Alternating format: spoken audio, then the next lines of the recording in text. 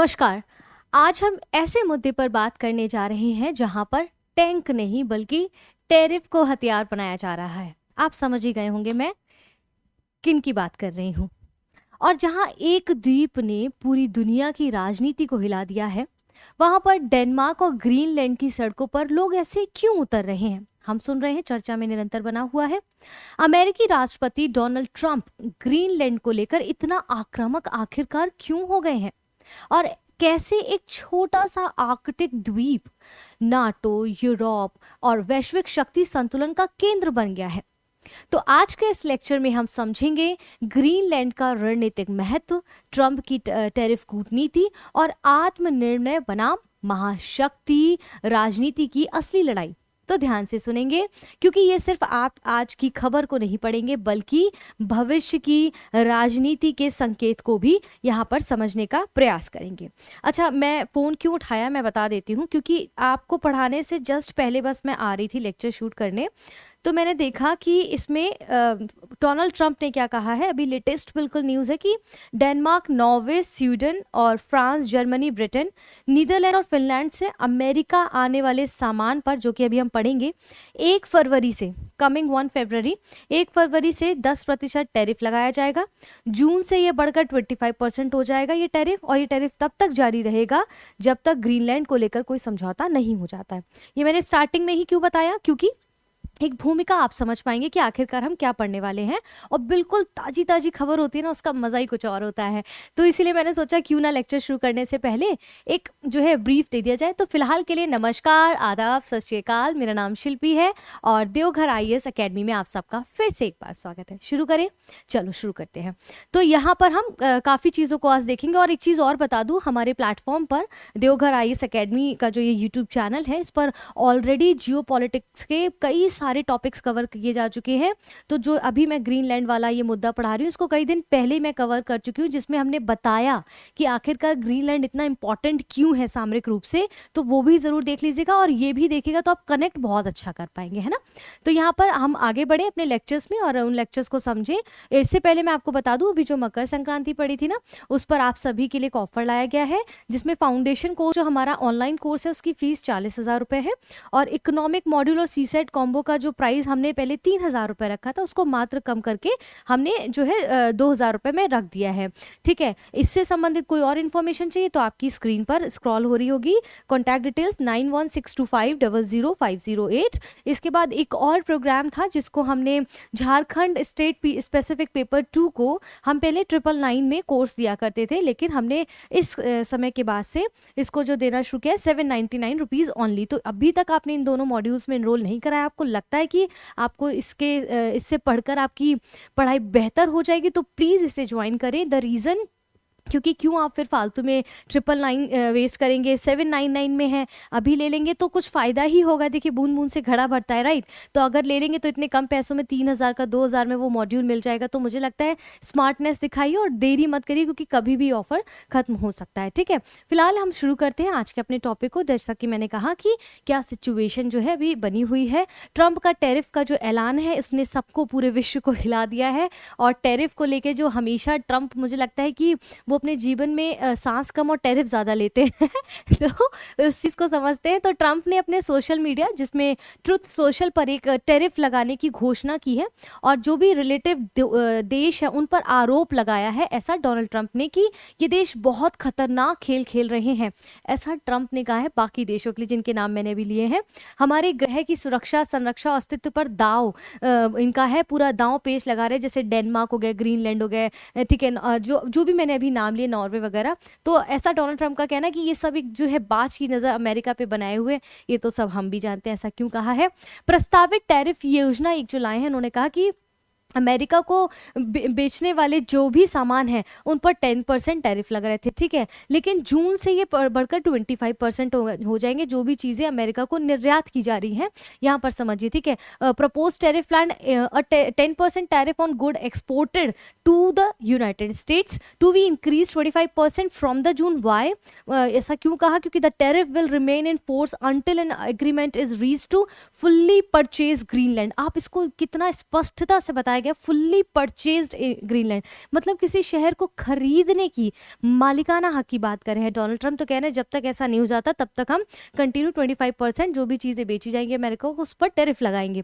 तो सोचिए वहाँ पर ग्रीनलैंड हो गया, डेनमार्क हो गया, या जिन देशों के साथ ऐसा करते हैं, जो लोग इन्वेस्ट कर रहे हैं अमेरिका में, उनके लिए उनकी आर्थिक स्थिति पर बहुत प्रभाव पड़ सकता है। और सोचिए ग्रीनलैंड तो बेचारा छोटा सा आइलैंड है और उस पर मात्र 57 या 60-60 हज़ार मेरे ख्याल से जनता होगी, जनसंख्या होगी। क्या आप उसको हासिल करने की भूख आपके अंदर है? लेकिन मैंने इसको डिटेल में पढ़ा है, ऐसा क्यों कर रहे हैं डोनाल्ड ट्रंप। बहुत इंटरेस्टिंग टॉपिक है, trust me. Deoghar IAS academy के इस प्लेटफॉर्म पर जाइए और वहां पर जाके पढ़िए कि ग्रीनलैंड वाली बात को मैंने क्यों कैसे समझाया, बहुत इंपॉर्टेंट है। अब यूरोपीय देशों की क्या प्रतिक्रिया है? डोनाल्ड ट्रंप तो आए, उन्होंने बोल दिया, क्योंकि डोनाल्ड ट्रंप को खुद नहीं पता होता अगले पल वो क्या बोलने वाले हैं, तो आप तो क्या ही प्रिडिक्ट करेंगे। तो यहाँ पर यूरोपीय देशों ने जो अपनी रिएक्शंस दिए हैं उनकी इस टिप्पणी के बाद, जैसे यूके ने क्या कहा, यूनाइटेड किंगडम, उनके जो प्रधानमंत्री कियर स्टारमर ने कहा है कि नाटो सहयोगियों की जो सामूहिक सुरक्षा है उसके लिए काम करने वाले देशों की टैरिफ लगाना पूरी तरीके से, नाटो के अंदर जो भी देश है उनके ऊपर ऐसे टैरिफ लगाना पूरी तरह से गलत है और अमेरिका के साथ ये जो मुद्दा है सीधे उठाया जाएगा। इसलिए सारे वो देश जो है यूरोपीय देश देखेंगे कि सारे रोड्स पर आ गए हैं, मतलब कि आप ऐसा नहीं कर सकते, इतनी मनमानी नहीं चलेगी। आपको कल को कह देंगे कि भाई ये देश हमको चाहिए, कल को बोल देंगे ये देश चाहिए, हम इतना टैरिफ बढ़ा दे रहे हैं अगर आप नहीं देंगे। तो ऐसे किसी के घर में घुस के आप तानाशाही नहीं कर सकते। और कहीं आपको फिर सोचे, अच्छा मुझे ना एक चीज़ और बड़ी अजीब लगी, आप देखिएगा कि अभी क्या हुआ था, अभी 2-3 दिन पहले ही मैंने नोटिस किया कि ग्रीनलैंड में जो ऑपोजिशन पार्टी है उन्होंने नोबेल पीस प्राइज़ उनको दिया है डोनाल्ड ट्रंप को। मतलब कितना हास्यास्पद है कि ग्रीनलैंड के प्रेसिडेंट को एक दूसरे प्रेसिडेंट ने उठवा लिया, अगवा करा लिया, और वहाँ पर उसी व्यक्ति को पीस के लिए जो है शांति पुरस्कार हम देख रहे हैं मिल रहा है। और यहाँ पर वही राष्ट्रपति कह रहे हैं कि हम इसलिए ये सारी चीज़ें कर रहे हैं क्योंकि हम ग्रीनलैंड में शांति बहाल करना चाह रहे हैं। ये सब करके वो शांति बहाल कर रहे हैं, वो तो हमें भी समझ आ रहा है। फ्रांस के जो इमैनुअल मैक्रोन है ना, उन्होंने भी टैरिफ की धमकी को अस्वीकार किया और फ्रांस किसी भी तरह की धमकी से जो है इफेक्ट नहीं पड़ने वाला, कोई फर्क नहीं पड़ने वाला। ठीक है, स्वीडन कह रहे हैं, प्रेसिडेंट के जो प्रधानमंत्री उल्फ क्रिस्टेरसन जो है वो कह रहे हैं कि हम खुद को ब्लैकमेल नहीं होने देंगे। जो यूरोपियन यूनियन देश है, नॉर्वे है, यूनाइटेड किंगडम है, उनके साथ संयुक्त दबाव पर बातचीत निरंतर बनी हुई है। और यूरोपियन संघ जो है, ईयू जिसको हम कहते हैं, यूरोपीय काउंसिल अध्यक्ष जो है एंटोनियो कोस्टा, इन्होंने कहा कि अंतर्राष्ट्रीय जो इंटरनेशनल लॉ हैं उनकी रक्षा के लिए वो प्रतिबद्ध रहेंगे। जिस तरह से अभी जितने भी ऑर्गेनाइजेशंस इंटरनेशनल है या यूएन के ऑर्गेनाइजेशन से अमेरिका खुद को जो है ऑप्ट आउट कर रहा है, उन सबको ध्यान में रखते हुए कि ऐसी चीज़ें ना करें, क्योंकि ये हमारे नियमों के उल्लंघन कर रहे हैं जो डोनाल्ड ट्रंप टैरिफ लगाने की बात करें। क्योंकि आप देखेंगे WTO के कुछ रूल्स एंड रेगुलेशंस हैं, उनको वो मान ही नहीं रहे हैं। जब वो आज वो नहीं माने तो कल को छोटे छोटे देश कैसे मानेंगे? कहते हैं जब बड़े ही बात को नहीं समझेंगे तो वो क्या छोटों को कल प्रेरित करेंगे। ठीक है, EU हो फिर US व्यापार समझौते पर भी सवाल खड़े हुए हैं। पहले 15% जो है टैरिफ की बात थी, लेकिन कुछ प्रोडक्ट्स हैं जिन पर 0% टैरिफ की व्यवस्था जो है अभी भी संकट में बनी हुई कि क्या होने वाला है अगर इन्होंने इस तरह से ट्रांसफर नहीं किया, उनको मालिकाना हक अगर ग्रीनलैंड पे नहीं दिया तो। ठीक है, स्वीडन और यूरोपियन यूनियन इन सब का ये कहना है। इसके बाद नाटो सहयोगियों में तनाव क्या बना हुआ है, तो tensions among NATO and alliances, तो बोथ द यूनाइटेड स्टेट्स, मतलब सब दोनों ही यूनाइटेड स्टेट्स और डेनमार्क और यूनाइटेड स्टेट की मेंबर्स ऑफ नाटो। ठीक है, statement by US ambassador to the UN Mike Waltz, Denmark does not have sufficient resources to manage the northern region. ऐसा डोनाल्ड ट्रंप का मानना है कि डेनमार्क के पास इतने सफिशिएंट जो है रीजंस नहीं है, सफिशिएंट रिसोर्सेज नहीं है वहाँ की जनता को चलाने के लिए, उस देश को चलाने के लिए, basically under the umbrella of the United states. ये मतलब seriously Greenland would be safer and more purpose. ठीक है, तो उनका ऐसा लगता है कि अगर यूनाइटेड स्टेट के अंतर्गत ग्रीनलैंड आ जाएगा तो ज़्यादा सुरक्षित और ज़्यादा ग्रोथ करेगा, ऐसा डोनाल्ड ट्रंप का कहना है, मतलब वहाँ के जो राजदूत है। इससे नाटो के भीतर जो है विश्वास और सामूहिक सुरक्षा पर काफ़ी प्रश्न पैदा हो गया है, क्योंकि नाटो को बनाने का पर्पस ही यही है, आप उसी पर्पस को फुलफिल नहीं कर रहे, उसको ब्रेक कर रहे हैं।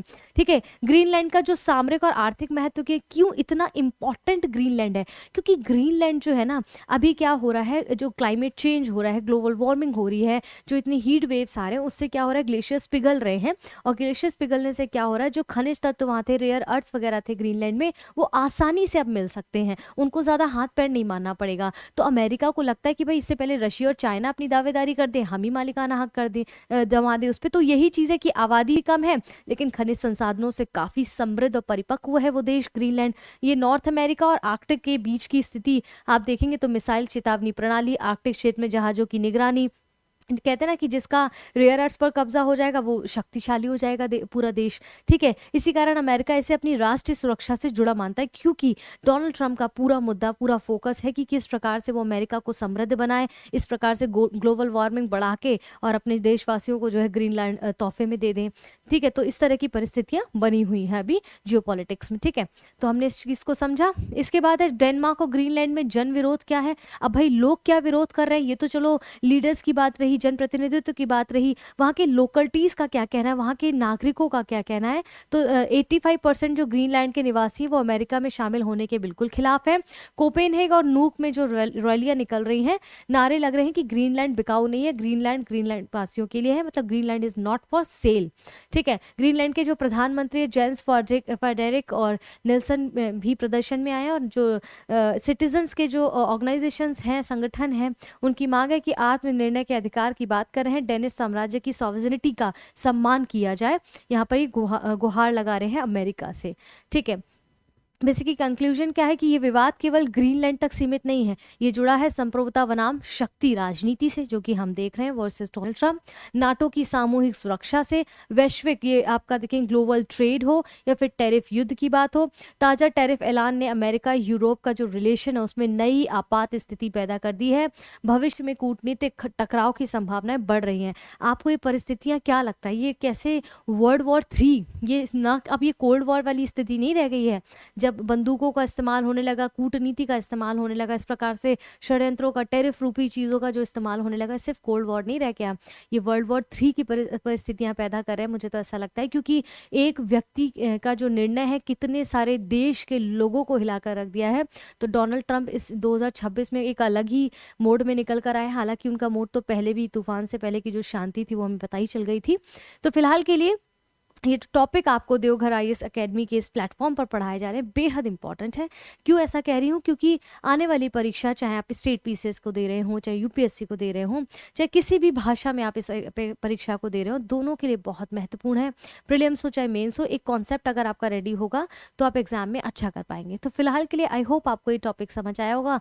समझ आया तो वीडियो को लाइक ज़रूर करें, अपने दोस्तों के साथ शेयर ज़रूर करें, ताकि ये सिर्फ इसलिए नहीं क्योंकि एक एस्पिरेंट होने के नाते टॉपिक पता हो, आप एक सिटीजन है, आप जागरूक नागरिक होने चाहिए, आपको ये सारी चीज़ें पता होनी चाहिए। ठीक है, तो इसलिए भी देखिए, इसलिए इसको इस तरह से डिज़ाइन किया जा रहा है कि कोई स्पेसिफिक व्यक्ति या फिर कैटेगरी में इसको नहीं रखा गया है। भाई सब समझें इसको सिंपल भाषा में, है ना। तो फिलहाल के लिए इस वीडियो को हम यहाँ समाप्त करते हैं। अपना ध्यान रखें, अपनों का ध्यान रखें। जय हिंद, जय भारत।